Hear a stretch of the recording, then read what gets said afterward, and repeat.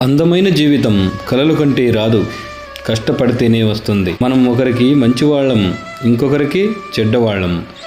మరొకరికి ఏమీ కాము, ఇంకొకరికి అన్నీ మనమే. ఇదే జీవితం. నీవు ఎంత నిగ్రహంగా ఉంటే అంత అగ్రస్థానం, ఎంత దూరంగా ఉంటే అంత గౌరవం, ఎంత హద్దుల్లో ఉంటే అంత మర్యాద, ఎంత తక్కువగా మాట్లాడితే అంత విలువ. అన్నీ ఉన్నాయన్న అహంకారం వద్దు. ఎందుకంటే రాత్రంతా కష్టపడి విరిసిన పువ్వుకే తెలియదు తెల్లారితే దాని పయనం గుడికో లేక శ్మశానానికో అని. ఒకరిని ఒకరు బాగా అర్థం చేసుకుంటే పూరి గుడిసెలో ఉన్న ప్యాలెస్లో ఉన్న వారికన్నా ఎంతో సంతోషంగా ఆనందంగా జీవించగలం. సంతృప్తితో ఉన్నవారికి పేదరికం కూడా ఆనందాన్ని ఇస్తుంది. అదే అసంతృప్తితో ఉన్నవారికి ఐశ్వర్యాలు కూడా దుఃఖాన్ని కలిగిస్తాయి. పచ్చ నోటు ముందు గుడ్డివైపోతున్నాయి బంధాలు, ధనం ముందు గుడ్డిదైపోతూ ఉంది గుణం, ఆస్తుల ముందు ఆవిరైపోతున్నాయి ఆప్యాయతలు.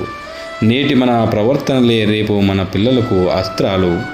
మనం చేసే పనిలో మంచి కనబడాలి, కానీ మనిషి కనబడాల్సిన అవసరం లేదు.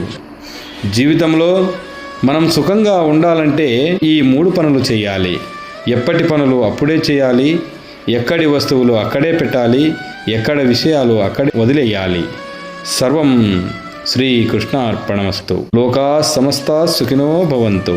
ఓం నమః శివాయ.